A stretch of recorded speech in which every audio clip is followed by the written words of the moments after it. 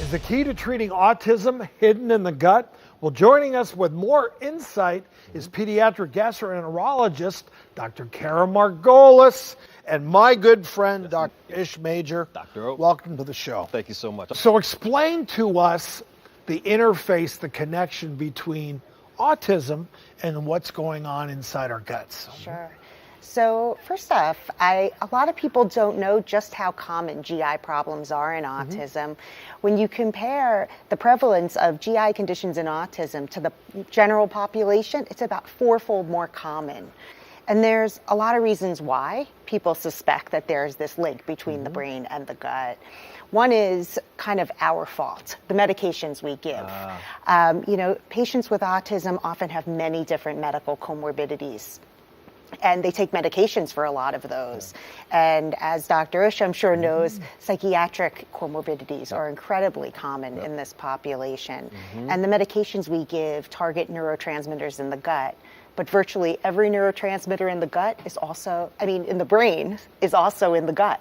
So when you're giving a medication to treat a psychiatric condition, you may also be impacting your gastrointestinal tract. And so I often work with psychiatrists to figure that out.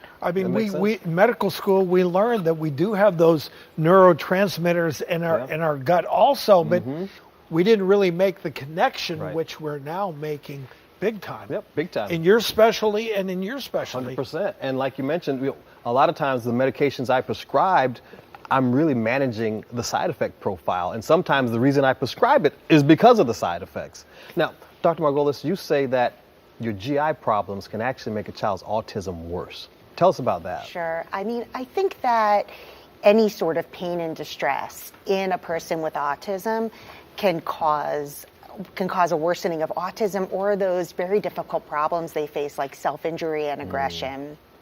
And so people with autism have two major challenges when it comes to expressing pain.